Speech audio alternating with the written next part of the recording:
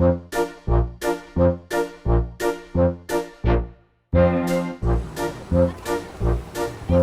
everyone! Welcome to our aquaculture class, where learning goes beyond the four walls of the classroom.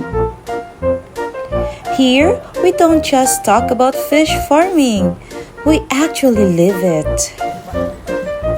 Sa aquaculture, hands-on jud mi sa fish pond. From cleaning the ponds, feeding the fish, checking the water quality, harvesting the fish, tanan among ginatry para ma-experience jud unsa ang tinuod nga trabaho sa fish farmer.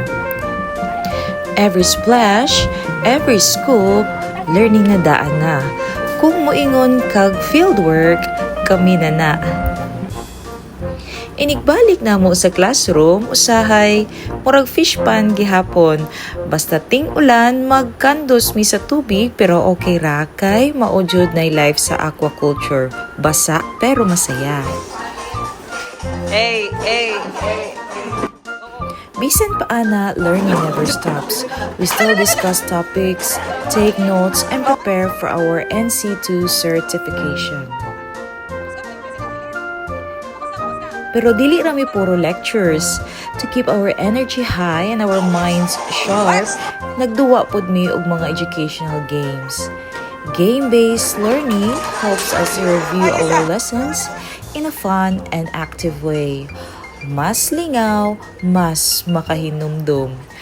Kaya kung naa may quiz, ready kaayo ang Team Aqua Warriors.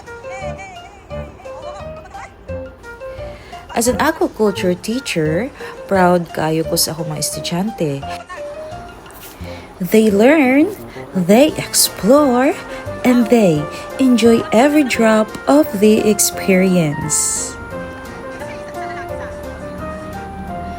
In our class, we don't just raise fish, we raise future experts.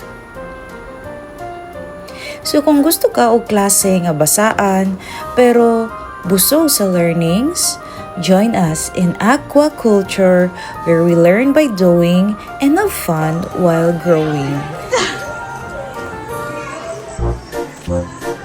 Okay.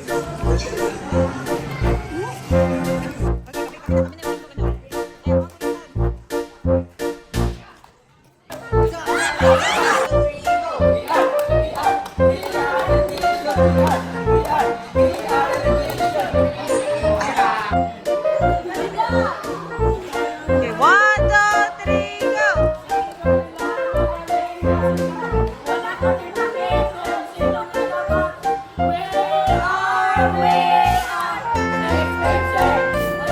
See you next session, and don't forget, in aquaculture, life is better when it's wetter.